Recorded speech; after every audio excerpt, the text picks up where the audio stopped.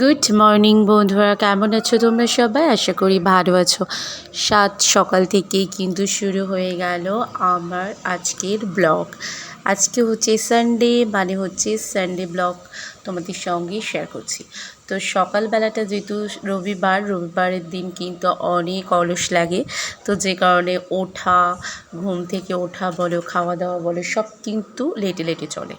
আর আমার ছেলে তো স্কুল যেহেতু ছুটি, হাজব্যান্ডেরও ছুটি, তো হাজব্যান্ড অলরেডি চলে গেছে বাজারে। আর এদিকে আমি উঠে টুকটাক কাজকর্ম করছি। সকালবেলা টিফিন বানানোর কোনো ঝক্কি নেই।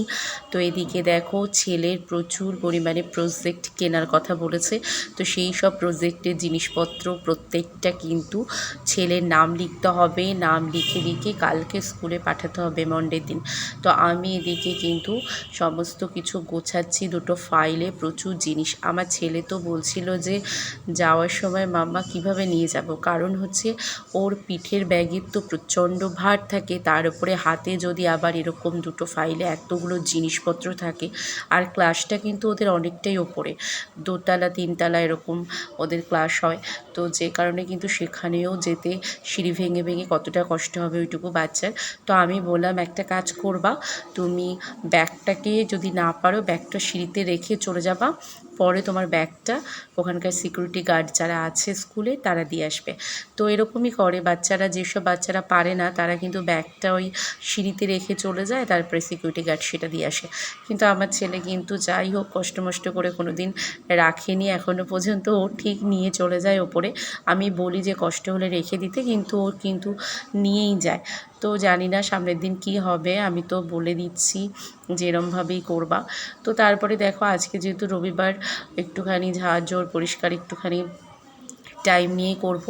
আর হাজব্যান্ড বাজার থেকে আসলেই আমার ছেলে সব বের করতে বসে গেছে, বাজারে কী কী আনা হয়েছে তাই সব।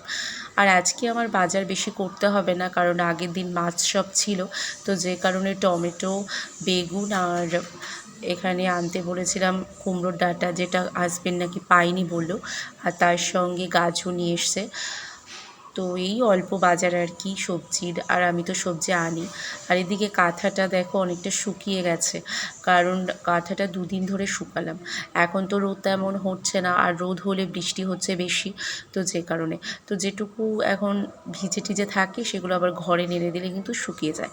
তো বর্ষাকালটা এইভাবেই চলে। তো কাঁথা তো আমি ভেজাতে ভয় পাচ্ছিলাম যে কি জানি কদিনই শুকাবে, কিন্তু যাই হোক কাঁথাটা কিন্তু শুকিয়ে গেছে 2 দিনের রোদের মধ্যে শুকিয়ে গেছে। কারণ হচ্ছে এই 2 দিন না খুব বেশি বৃষ্টি হচ্ছে না, হালকা হালকা হচ্ছে, কিন্তু আগে যেন একটু বেশি বৃষ্টির চাপ ছিল। আর এদিকে দেখো, 15ই আগস্টে ওর বাবা স্কুল থেকে এই ব্যান্ডটা নিয়ে এসেছিলো, সেই ব্যান্ডটা পড়েছিল, ছেলের মাথায় দেয়নি, তো আজকে বললো যে মাথায় একটু দেবে, তো ওকে একটু দিয়ে দিলাম। আর আজকে না প্রচুর হাওয়া দিচ্ছে বাইরে, মানে আমি তোমার সঙ্গে যখন ওভার ভয়েস দিচ্ছি তখনও না প্রচণ্ড পরিমাণে হাওয়া দিচ্ছে। জানি না এর ভেতরে হয়তো এই হাওয়ার আওয়াজটা আসতে পারে। আর আজকে আবার একটুখানি চিকেন বিরিয়ানি বানাবো বলে চিকেন, তারপরে রাইসটা, বিরিয়ানির যে রাইসটা, সেগুলো সবই আমি রেডি করছিলাম। তো এখানে দেখো চিকেনটাকে একটুখানি নেড়ে ছেড়ে রান্না করে নেব, তারপরে বিরিয়ানি বানাবো।